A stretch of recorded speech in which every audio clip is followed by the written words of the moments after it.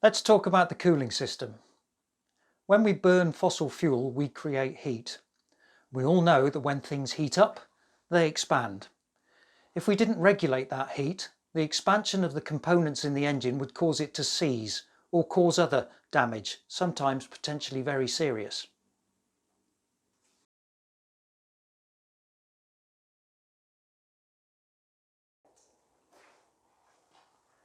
What do we have in abundance all around us that we can use to cool the engines with? Of course, seawater. Can we put seawater directly into an engine to cool it?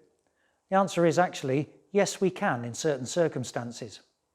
Small engines like this one are made of cast iron, and cast iron is naturally resistive to saltwater corrosion.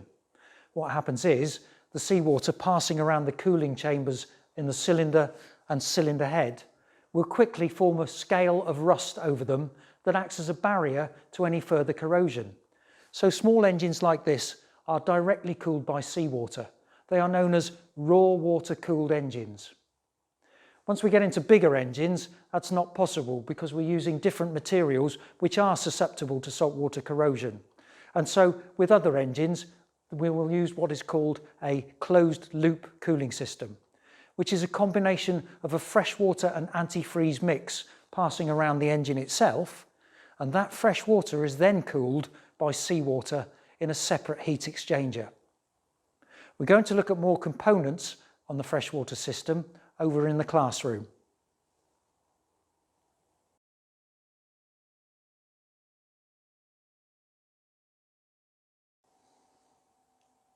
I'm just going to talk you through some of the components now on the seawater cooling system and the freshwater cooling system. When the seawater comes in through the saltwater shutoff valve, the first thing it will go through is a saltwater strainer. These are designed to take out the big bits, plastic bags, seaweed and other floating detritus.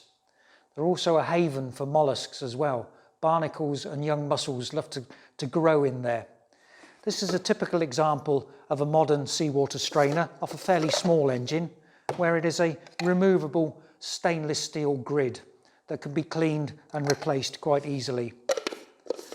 Always remember to shut off the seawater valve before you take the lid off the seawater strainer, because invariably it'll be below the waterline. From the strainer, the rubber impeller of the seawater pump will draw the water up and supply it onto the rest of the cooling system. You can see the vanes of the rubber impeller are crushed against the saddle inside the pump housing. As the vanes expand, they draw the water in, they trap the water between the vanes as they rotate, and as the vanes hit the saddle, they're squashed and the water is ejected. So water flows in, around and out. These are a bit of an Achilles heel. Those rubber vanes become hard and crack and break off. So we need to inspect our seawater pump quite regularly, or at least the impeller. The good thing about these is they are what is known as positive displacement pump. If in rough weather your hull lifts clear of the water and the seawater suction lifts clear of the water, when it re-enters the water again, this will suck air as well as water, and therefore it will recharge the system with seawater. The salt water will then pass up into the heat exchanger, this heavy old lump here. Hopefully you can clearly see in the end of the heat exchanger there are a series of tubes. Yeah? The tubes pass along the length of the heat exchanger. The seawater enters, flows through the tubes and out, and then into the exhaust elbow of the engine, or directly over the side if it's a dry stack exhaust.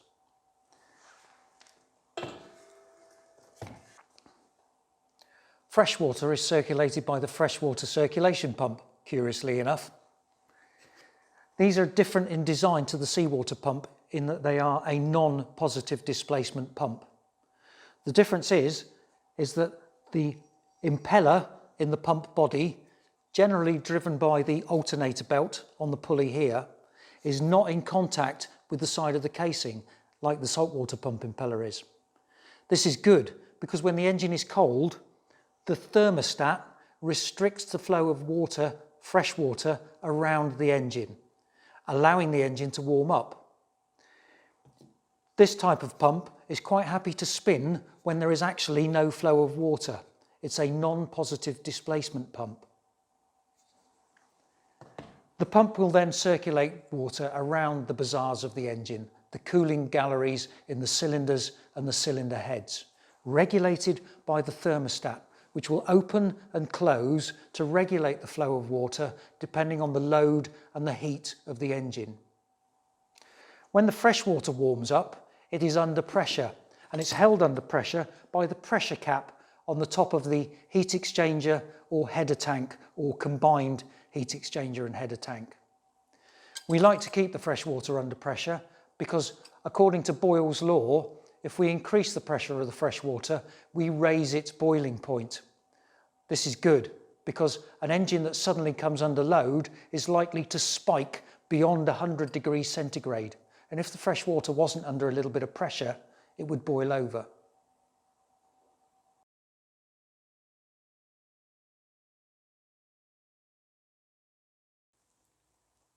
Seawater, via the sea suction strainer and saltwater valve, will enter the seawater pump and pass through the seawater pump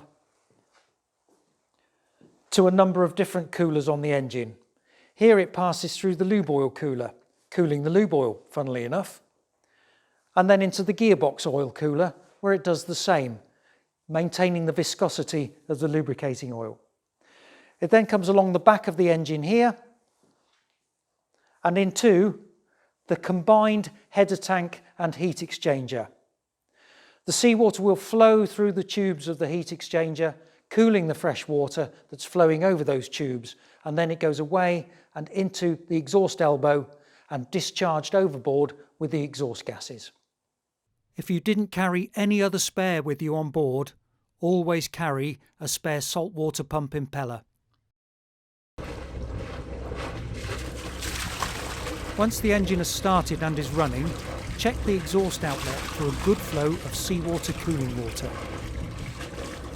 There's not much to see on the freshwater system on this engine, it's all contained inside. Freshwater antifreeze mixture is constantly being circulated around the engine block and the cylinder head by the freshwater pump. It's controlled by the thermostat in this housing here.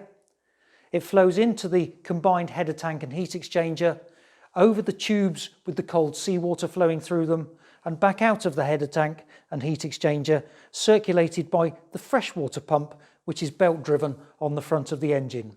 Round through, constantly. The level checked by removing the pressure cap when the engine is cold and either dipping it with your finger or manually checking the level.